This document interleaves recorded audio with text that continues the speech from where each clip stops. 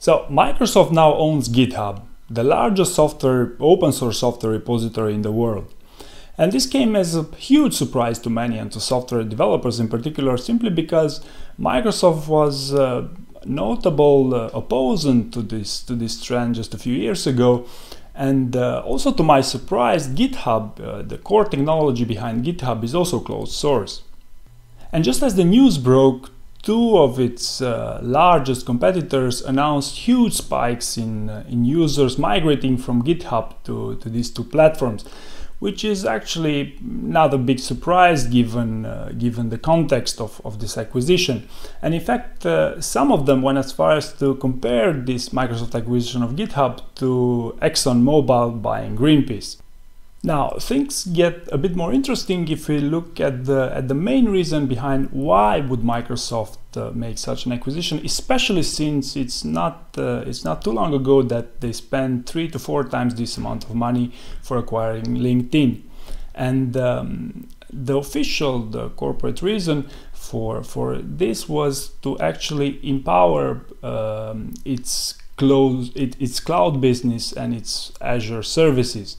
Now, if you're a developer, you'll know that GitHub is actually by far the best place to showcase what you know about. And it's only a few weeks ago that I was discussing with one of my friends, and he told me how easy it was for him to get a better job that he wanted simply by answering to a request for expertise with the repository on GitHub. So GitHub has some of the world's best developers on the platform, so it's not hard to understand why Microsoft would have such a direct interest in acquiring them.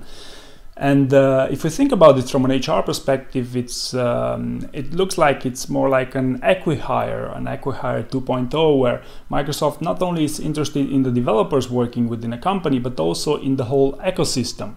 And this is why it's very important to understand that nowadays a company such as Microsoft depends on the best talent, both as employees to develop their services, but more importantly to build, as I just said, an ecosystem to compete with Apple and Google.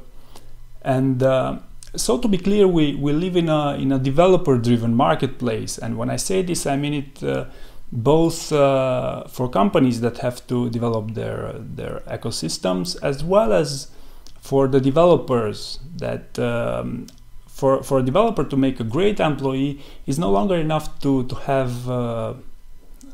be financially motivated solely. So they would also have to self-identify with the company's mission, vision, and core principles. And in fact, it's only under Mr. Nadella's leadership that Microsoft got more serious about developing this type of leadership, and they defined those 3 elements that make Microsoft what it is today. Which you can watch the video on my leadership series if you want to learn more.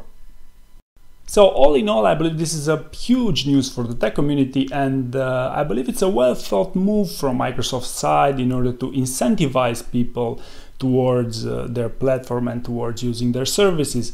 And I believe the main criteria for the success of this acquisition will be in the number of people that will migrate towards Azure and towards Microsoft services.